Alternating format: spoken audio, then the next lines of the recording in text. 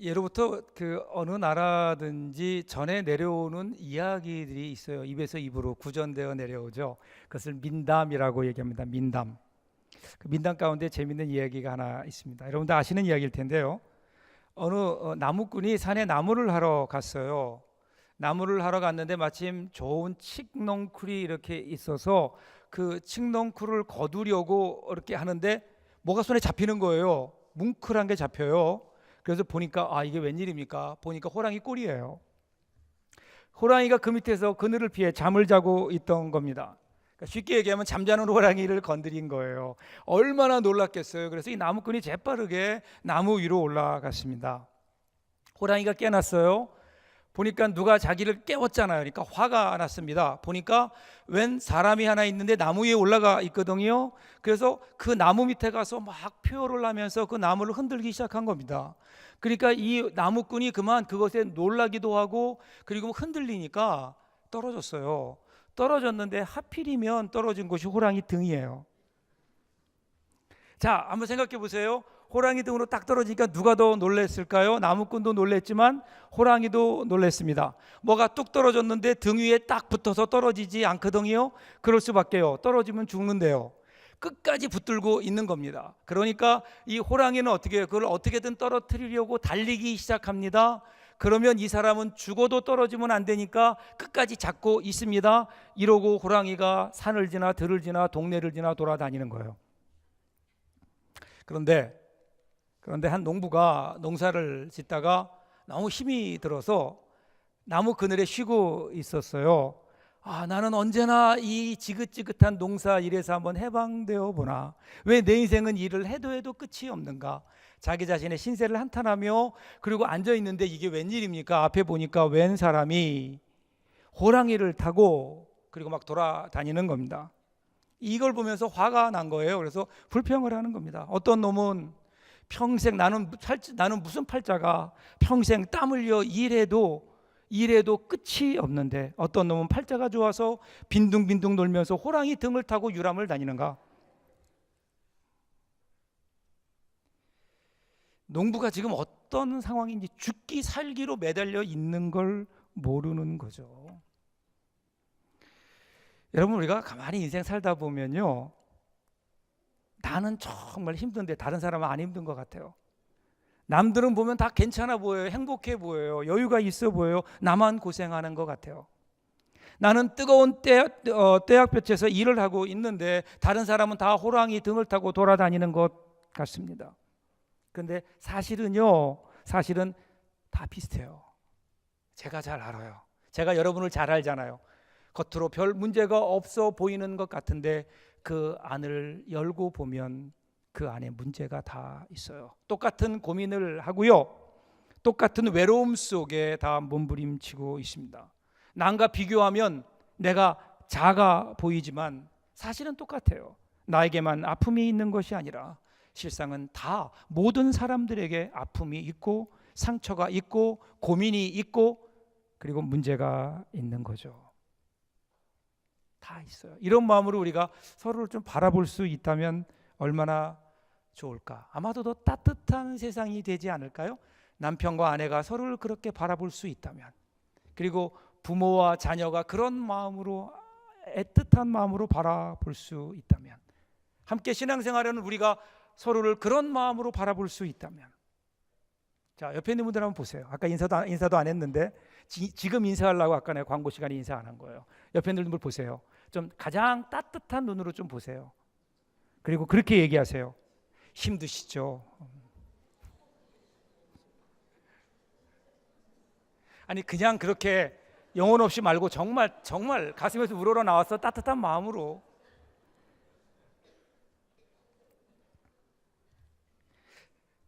사람은 누구에게나 고민이 있죠. 문제가 있습니다. 그 문제로 인해서 고민하게 되고 번민하게 되죠.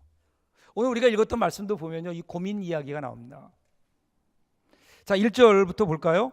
느부갓네살이 다스린 지 2년이 되는 해에 느부갓네살이 꿈을 꾸고 그로 말미암아 마음이 번민하여 잠을 이루지 못한지라. 자, 먼저 느부갓네살이라고 하는 왕이 나와요. 왕. 여러분, 이 왕도 보통 왕이 아니에요. 바벨론의 황제입니다.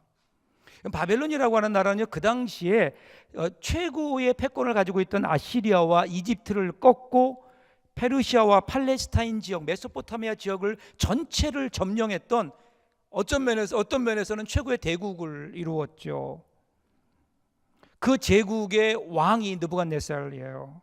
왕에 오른 지 2년 이렇게 얘기하는데요, 역사로 보면 이때가 사실은 바벨론의 전성기입니다. 바벨론의 전성기. 그 넓은 제국을 만들었어요. 이제 더 광활한 제국을 꿈꾸면서 강성한 바벨론의 꿈을 꾸고 있던 그때, 이 느부갓네살 왕이요, 어느 날 밤에 꿈을 꾸는 거예요. 꿈을 꾸었는데 그 꿈이 아주 충격적인 꿈을 꿉니다. 얼마나 충격적이었는지 그 충격 때문에 꿈의 내용이 기억이 안 나요. 분명히 무언가 메시지가 있는 것 같아요. 신의 메시지가 있는 것 같고 무언가 의미가 있는 것 같은데, 그런데 잘 모르겠어요. 의미만 모르는 것이 아니라 어떤 내용이었는지도 정확하게 기억을 못하는 겁니다. 분명히 꿈을 꿨는데 마음이 뒤숭숭하고 마음의 번민이 되어서 잠을 이루지 못합니다. 밥맛도 없어집니다. 여러분 생각해 보세요. 전혀 걱정이 없을 것 같은 대제국의 왕, 모든 재물과 수백만의 군대를 거느린 강력한 느부갓네살 왕이 실제 일어난 일도 아닌 작은 꿈 하나 때문에 지금 번민하고 고민하고 있는 겁니다. 여러분, 우리는 사실 높은 지위에 오르거나 어떤 권세를 갖게 되면 그러면 걱정이 없을 것이다, 행복할 것이다. 그래서 사람들은 그 권력을, 그 힘을 내가 가지면 내가 하고 싶은 것들을 할 수 있고 문제를 해결할 수 있다고 하는 착각 때문에 그 힘을 가지려고 하고 그 위치에 올라가려고 합니다. 근데 여러분 아시죠? 그런 힘을 갖게 되면 힘을 갖는 만큼 더 번민하게 되고 고민이 따라오게 되는 거죠. 높은 위치에 올라갈수록 걱정이 더 많아지는 겁니다. 모든 사람들에게 다 이러한 고민이 있죠. 느부갓네살 왕은 전혀 겉으로 볼 때는 저 사람이야 무슨 고민이 있겠냐, 이러한 사람의 상징인데 그 안을 열어보니까 고민투성이더라. 이어서 나오는 사람들이 있습니다. 박수와 술사와 점쟁이와 갈대아 술사들입니다. 여기 나오니까 박수, 술사 이러니까 오늘날의 뭐 점쟁이, 무속인들 그게 아니에요. 그 당시에 최고의 지성인들입니다. 최고의 지성인들, 과학자들. 근데 이들에게도 고민이 나타나지요. 자, 꿈을 꾼 왕이 어떡하죠? 불러드립니다. 그 나라에 이 꿈을 풀 수 있는 모든 지혜자들, 지식을 가진 사람들을 다 불러 모으는 거예요. 그 사람들이 박수와 술사와 점쟁이와 뭐 이런 사람들이에요. 그리고 뭐라 그럽니까? 자기가 꾼 꿈의 내용도 알려주지 않고 그 꿈을 알아맞추고 그 꿈을 해석해라. 그렇지 못하면 너희를 거름더미로 만들어버리겠다. 으름장을 놓습니다. 자, 그러니 고민이죠. 왕이 죽이겠다고 하니 생명의 위협이 되니 고민이요, 문제를 풀자니 문제가 뭔지를 모르는 거예요. 그럼 문제가 뭔지를 알아야 문제를 풀죠. 근데 문제도 알아맞추고 답도 내라는 겁니다. 그러니까 엄청난 고민이죠. 풀 수 없는 문제. 그래서 고민하고 있습니다. 자, 이 사람들도 고민하네요.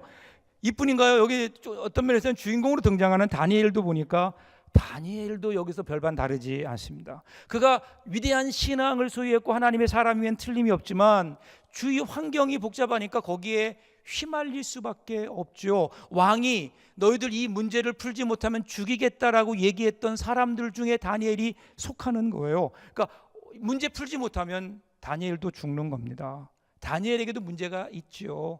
다니엘도 아마 이 문제 때문에 고민하지 않았을까요? 하나님의 사람이었지만 하나님의 사람에게도 고민이 있었습니다. 자, 결국 여기에 나오는 모든 사람들의 공통점이 하나 있어요. 그게 뭐라고요? 고민이 있어요. 문제가 있어요. 문제가 있습니다. 권력과 돈의 상징인 느부갓네살 왕도 고민이 있었고요. 공부를 많이 하고 이 세상의 모든 지혜를 다 가지고 있다고 하는 박사나 술객들도 역시 그들에게도 고민이 있었고요. 심지어는 하나님을 철저히 의지하는 하나님의 사람이었던 다니엘에게도 이러한 고민은, 문제는 찾아왔다는 겁니다. 결국 결론은요, 이 세상 모든 사람들은 다 고민이 있어요. 문제가 있어요. 그 문제로 인한 고민과 번민이 있는 겁니다. 예수 믿는 게 뭘까요? 여러분, 예수 믿는 그 순간 우리가 그동안 해왔던 고민들이 싹 없어지게 되나요? 문제가 싹 없어지고 고민과 번민이 없어지게 되는 것, 성경은 이것을 믿음이라고 얘기한 적이 한 번도 없습니다. 예수 믿어도, 우리가 하나님을 믿는 하나님의 사람임에도 불구하고 믿음의 삶을 살아도 여전히 우리에게는 문제가 찾아올 것이고, 문제로 인한 고민과 번민은 우리들에게 있는 거예요. 자, 근데 뭐가 다른가요? 이제는 그 문제로 인한 고민과 번민에 빠지는 것이 아니라 그 문제를 하나님께 주신 지혜로 믿음으로 극복해 나갈 수 있는 힘이 우리 가운데 주어진 거죠. 여러분, 그것이 바로 믿음입니다. 문제가 없어지는 것이 아니라 문제를 바라보는 관점과 극복하는 힘이, 그것을 이겨낼 수 있는 힘이 우리 가운데 있지요. 여러분, 이것이 바로 믿음이라는 겁니다. 믿음. 오늘 말씀을 통해 저 여러분들에게 이 믿음이 다시 한번 정립될 수 있기를 주님의 이름으로 축복합니다. 자, 그런데 문제는요, 여기 나오는 이 세 사람을 보니까 다 문제가 있었어요. 그리고 또 하나 그 다음을 보면요, 그 문제를 나름대로 해결하려고 노력을 합니다. 자, 먼저 느부갓네살 왕을 볼까요? 느부갓네살 왕은 어떻게 문제를 풀었는가? 그러면 결국은 자기가 가지고 있는 권력을 이용해서 풀어요. 2절입니다. 왕이 그 꿈을 자기에게 알려주도록 박수와 술객과 점쟁이와 갈대아 술사를 부르라 말하매 그들이 들어가서 왕의 앞에 선지라. 자, 문제가 생기니까 어떻게 해요? 사람을 불러냅니다. 이게 권력이에요. 권력. 여러분, 권력이 그런 거 아닌가요? 힘이라고 하는 것은 그 사람을 불러낼 수 있는 겁니다. 누구를 부를 수 있다는 것은 그가 힘이 있다는 겁니다. 그래서 그 나라에 한다 하는 유명한 과학자들, 그리고 지혜자들을, 철학자들을 다 불러낸 거예요. 그러니까 그가 부르면 누구든지 나와야 됩니다. 안 나오면 죽어요. 그러니까 이 사람이 문제를 풀어가는 방법은 뭐냐면요, 자기의 힘을 가지고 누르는 겁니다. 자기의 힘으로 그 문제를 풀어보려고 하는 거죠. 5절 6절 보세요. 왕이 갈대아인들에게 대답하여 이르되 내가 명령을 내렸나니 너희가 만일 꿈과 그 해석을 내게 알게 하지 아니하면 너희 몸을 쪼갤 것이며 너희의 집을 거름더미로 만들 것이요 너희가 만일 꿈과 그 해석을 보이면 너희가 선물과 상과 그 영광을 내게서 얻으리라. 그런즉 꿈과 그 해석을 내게 보이라 하니. 권력을 내세운 그의 위협은 무시무시합니다. 권력을 이용하면 안 될 것이 없어 보입니다. 못하면 죽이겠다는 겁니다. 거름더미를 만들고 몸을 쪼개겠다, 이렇게 표현합니다. 그리고 그 앞에서 어떻게 해요? 그 앞에서 사람들이 몸을 사릴 수밖에 없죠. 권력이면 안 될 것이 없어 보입니다. 그래서 이 세상은요, 권력을 가지려고 하고 그 힘으로 모든 것을 해결해 보려고 합니다. 그런데 여러분, 힘으로 해결되는 이 힘의 논리가 통하는 세상은요, 행복한 세상이 아닙니다. 과연 그 힘을 가지고 우리 인생의 문제를 해결할 수 있을까요? 여러분, 지금 우리가 살고 있는 한반도 한번 보세요. 우리가 지금 남과 북으로 나뉘어져 있습니다. 언제부턴가 북쪽에서 이상한 일들이 일어납니다. 여러 가지 어려운 상황, 그들이 어떤 존립의 위기를 느끼니까 지금 어떤 일이 일어나고 있나요? 힘을 가져야 된다 생각하고 핵무기 개발에 지금 그들은 온 힘을 거기에 기울이고 있습니다. 한쪽에서 사람들이 굶어 죽어가는데, 그런데 여전히 그 수많은 돈을 거기에 투자해서 핵무기를 만들죠. 그 이유가 뭘까요?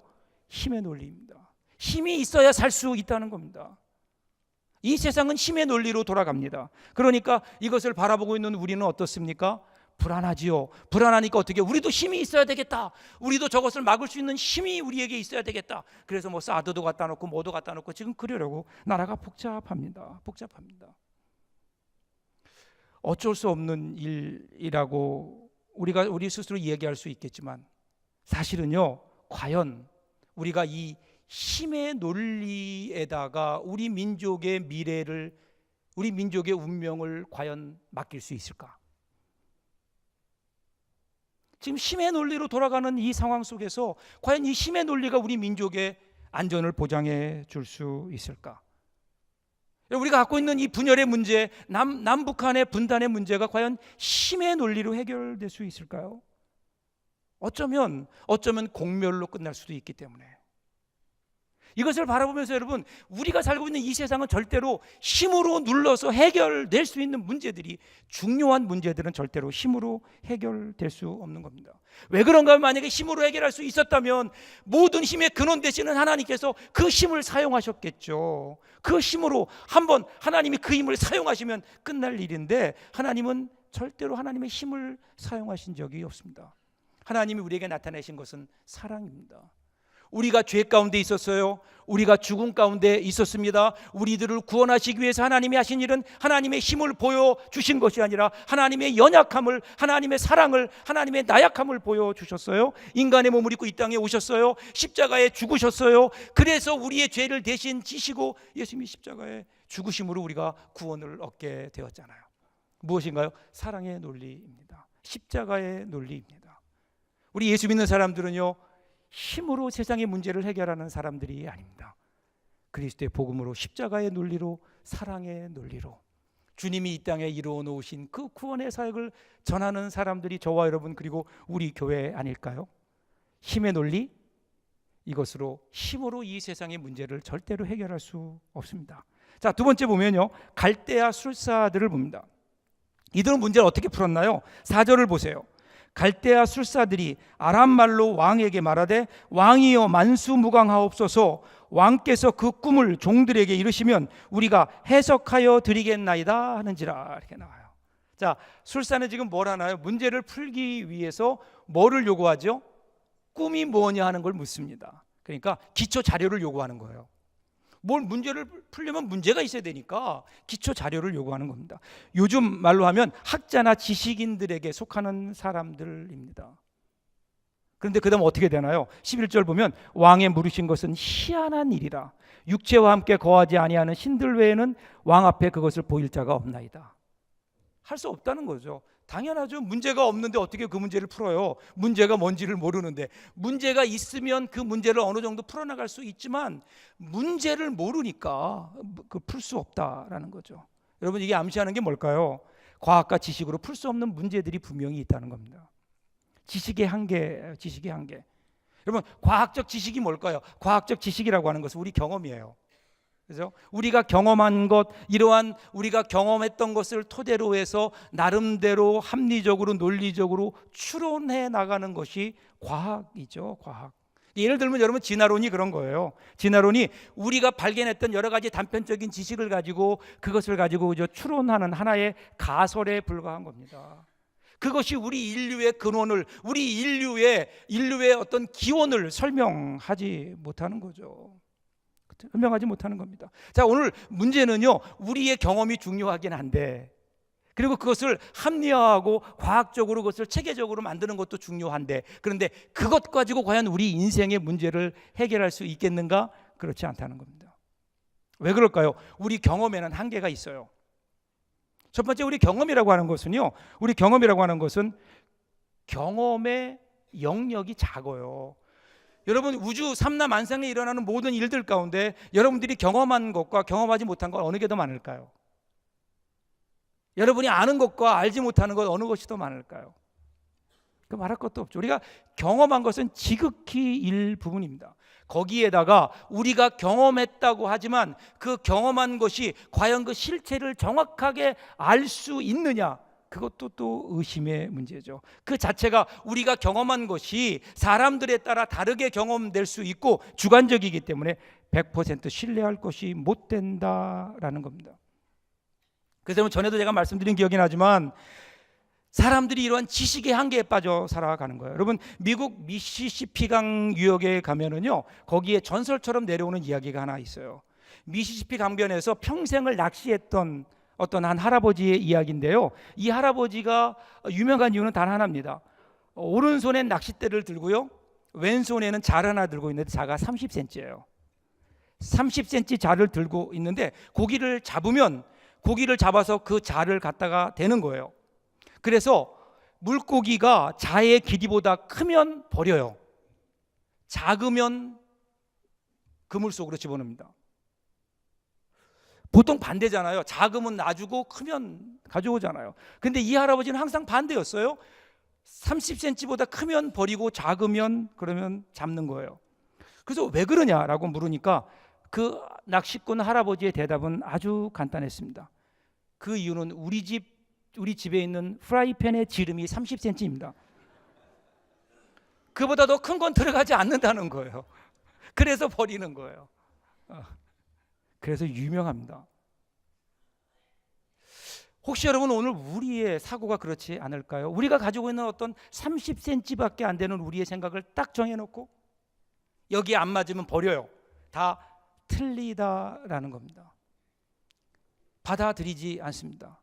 여러분, 하나님의 세계는, 우리가 믿는 믿음의 세계는, 영적인 세계는, 성경에서 우리에게 보여주는 세계는요, 우리의 사고로 제한할 수 없는 엄청난 무한하신, 무소부지하신 하나님의 놀라운 역사들, 하나님의 기적 같은 역사들이 분명히 성경은 기록하고 있고, 그것이 하나님의 세계인데, 오늘 내가 경험했던 30cm도 안 되는 내 생각 속에 그것을 비추어 봐서 이것은 아니라고, 이것은 말도 안 되는 이야기라고, 이거는 황당무계한 이야기라고 혹시 버리고 있는 것은 아닌가?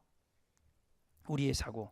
여러분, 사람의 경험이나 지식에는요 한계가 있잖아요. 겸손하십시오.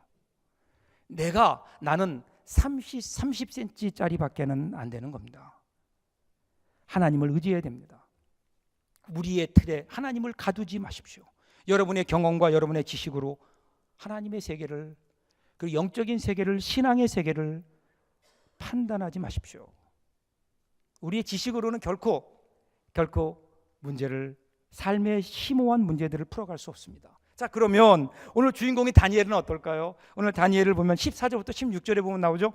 그때에 왕의 근위대장 아리옥이 바벨론 지혜자들을 죽이러 나가매 다니엘이 명철하고 슬기로운 말로 왕의 근위대장 아리옥에게 물어 이르되 왕의 명령이 어찌 그리 급하냐 하니 아리옥이 그 일을 다니엘에게 알림해 다니엘이 들어가서 왕께 구하기를 시간을 주시면 왕에게 그 해석을 알려드리리이다 하니라.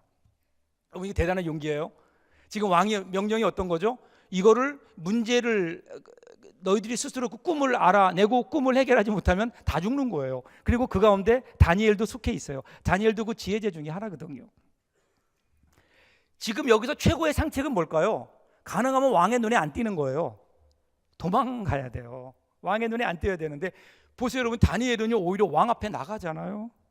왕 앞에 당당하게 나가서 나에게 시간을 주시면 내가 당신이 꾼 꿈이 뭔지를 내가 알고 문제를 풀겠습니다. 여러분, 지금 다른 사람 다 도망가는데 지금 쉽게 얘기하면요, 지금 다니엘이 독박 쓰는 거예요. 왕이 나중에 이 문제 해결하지 못하면요, 다른 사람들은 용서해도 다니엘은 용서하지 않을 거예요. 왜냐하면 왕 앞에 가서 약속했거든요. 근데 어디서 이런 용기가 나왔을까? 이어지는 17절 18절 보세요. 이에 다니엘이 자기 집으로 돌아가서 그 친구 하나냐와 미사엘과 아사랴에게 그 일을 알리고 하늘에 계신 하나님이 이 은밀한 일에 대하여 불쌍히 여기사 다니엘과 친구들이 바벨론의 다른 지혜자들과 함께 죽임을 당하지 않게 하시기를 그들로 하여금 구하게 하니라. 여러분 잘 보세요. 지금 가서 다니엘이 뭐라고 얘기하나? 야, 너희들 왕이 그 꿈을 꿨는데 그 꿈을 맞추지 못하면 우리 다 죽어. 그러니까 하나님께 기도해서 그 꿈이 뭔지를 우리에게 알려달라고 해. 기도하자. 이렇게 얘기하지 않았다는 겁니다. 기도를 부탁하면서 뭐라고요? 하나님께서 우리를 불쌍히 여기사 긍휼을 베풀어 달라고 하는 겁니다. 자, 여러분 잘 보세요. 지금 다니엘의 마음에 어떤 마음이 있을까요? 지금 다니엘과 다른 세 친구들 그리고 모든 다른 사람들은요 바벨론의 포로로 잡혀왔죠. 우리가 여러분 다니엘에서 첫 번째 시간에 보았지만 다니엘이 바벨론에 온 것은 하나님의 뜻에 따라 온 거라고 믿고 있었어요. 그들은 포로로 잡혀온 것이 아니라 하나님이 보내신 거예요. 하나님이 보내신 자리가 바로 바벨론이었던 겁니다. 자, 그렇다면 바벨론에 하나님께서 보내셨다면 여기에는 하나님의 뜻이 있지 않겠는가? 여기에 그냥 보내신 하나님이 아니라 이 바벨론에서 우리가 이루어야 될 하나님의 일이, 하나님께서 이루기를 원하시는 그 일이 있지 않을까? 그 일을 이루기도 전에 우리가 이러한 벌을 받아 죽는다면 그러면 하나님의 영광이 가로막히고 하나님의 일이 진행되지 않을 거 아니에요. 그러니까 하나님 긍휼히 여기사 우리로 하여금 하나님의 일을 감당하는 사람들이 되기를 원합니다. 이렇게 기도하는 거예요. 지금 다니엘은요 자기가 당한 이건 문제가 아니었어요. 지금 한 번도 왕이 꾼 꿈에 대해서 그 해석에 대해서 이야기하지 않아요. 하나님이에요. 하나님을 바라보는 겁니다. 그의 걱정은 혹시라도 하나님의 영광을 가리울까 봐, 하나님의 뜻이 이루어지지 않을까 봐. 여러분, 이 어려움의 순간에, 위기의 순간에 다니엘은요, 문제가 아닌 하나님을 묵상하기 시작합니다. 왜 그런 줄 아세요? 그 문제는 별것 아닌 거로 보인 거예요. 문제보다 훨씬 크신 하나님, 여러분, 문제의 답이 되시는 하나님, 아니 어쩌면 문제를 내주신 하나님, 그 하나님을 바라보았던 거죠. 그 하나님이 긍휼을 베푸시면 아무것도 아니다. 그래서 그는 지금 문제에 집중하는 게 아닙니다. 하나님께 집중하는 겁니다. 이 하나님을 바라보며 무릎 꿇고 기도하자고 하는 겁니다. 그러니까 어떻게 해요? 그 하나님을 바라보면서 그는 하나님의 뜻을 깨닫게 되고, 하나님의 뜻을 깨달으니까 그 모든 문제는 한순간에 해결되는 거예요. 여기에 다니엘의 믿음의 승리가 있습니다. 이어지는 20절부터 23절 보시면요, 내용이 뭔가요? 온 우주를 주관하시는 하나님이라고 고백하잖아요. 여러분, 사실 우리는 보면은요, 하나님과의 관계 속에서 우리가 당하는 여러 가지 문제들을 하나님 앞에 기도한다고 하지만 하나님이 주시는 답변을 제대로 받지 않고 앞질러 갈 때가 너무 많아요. 다니엘은 그러지 않았습니다. 하나님의 관계에서 모든 것이 해결된 다음에 그 다음에 그 일을 진행했어요.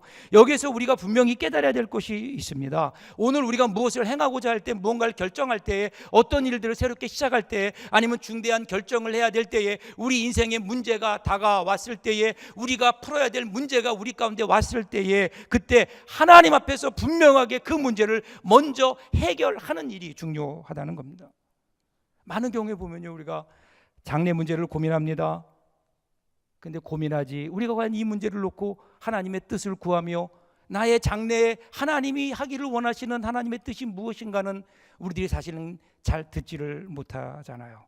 사업을 위해서, 우리 앞날의 일들을 위해서 우리는 문제 고민합니다. 생각합니다. 계산합니다. 그런데 과연 우리는 얼마나 기도할까요? 이 사업을 통해서, 이 문제를 통해서 하나님이 이루시기를 원하는 하나님의 뜻은 과연 어디에 있을까? 어디에 있을까? 우리 인생의 문제가 올 때마다 과연 하나님의 뜻은 어디에 있을까? 여러분, 우리가요, 우리에게 다가오는 모든 문제의 해결은 어디에 있는 줄 아세요? 하나님의 뜻에 있는 거예요. 그 문제 자체에 있지 않아요. 하나님에게 있는 겁니다. 다니엘은 하나님과 충분히 이야기합니다. 대화합니다. 기도합니다. 그리고 나서 그는 왕에게 나갑니다. 여러분, 다니엘은요, 지금 왕과 싸우기 위해서, 승리하기 위해서 나가는 게 아니에요. 이미 승리했어요. 이미 그 마음속에 하나님이 주신 하나님의 뜻이 그에게 있어요. 그러니까 그는 지금 나갈 때 승리자로 나가는 거예요. 나가는 거예요. 여러분, 오늘 우리 그리스도인들의 모습이 바로 이와 같지 않을까요? 우리는 이 세상과 싸워서 이기기 위해서, 이 세상과 내 힘을 가지고 싸우기 위해서 나가는 사람들이 아니라, 이미 우리는 하나님께서 우리 가운데 베풀어 주신 은혜, 하나님께서 우리에게 주신 승리를 마음속에 확신하고, 여러분, 하나님의 그 승리의 약속을 가지고 세상을 향해 나아가는 사람들 아닐까요? 왜냐하면 하나님은 이미 우리에게 승리를 약속해 주셨기 때문에. 하나님 그걸 말씀하시는 거예요. 승리할 것이라고요. 우리는 이미 승리해 놓고 사는 사람들입니다. 다니엘이 오늘 그 믿음을 우리에게 보여주지 않나요? 사랑하는 여러분, 제가 처음으로 저희 아이와 함께, 아주 아이들이 어릴 적에 퍼즐을 맞추었던 그 기억이 있어요. 그날 그 퍼즐을 맞추면서 참 신기했습니다. 처음으로 해봤거든요, 아이들과. 지금도 기억하는데요, 퍼즐이 한 200조각 됐던 것 같아요. 그럼 퍼즐 조각을 갖다 확 쏟아 놓잖아요. 그러면 헝클어져요. 막 섞어 놓으면요, 어디서부터 어떻게 맞춰갈지 잘 모르겠어요. 그런데 시간이 지나면서 아이와 함께 하나하나 맞추어 가면은요, 제자리를 찾아가면 조금씩 그림이 나타나요. 파란 하늘이 나타나죠. 거기에 뭉게구름이 걸려 있습니다. 그리고 아름다운 성이 나타나고요, 나무가 보이기 시작합니다. 그리고 거기에 예쁜 공주와 늠름한 왕자의 모습이 나타났던 것을 저는 분명히 기억합니다. 저는 어쩜 우리 인생이 퍼즐 맞추기와 같지 않을까. 때로 우리 인생을 보면요, 퍼즐 조각들을 막 어질러 놓은 것처럼 우리 인생이 이해할 수 없는, 왜 이런 일이 나에게 있는지, 도대체 내 인생은 어떻게 될지에 대해서 알지 못하는.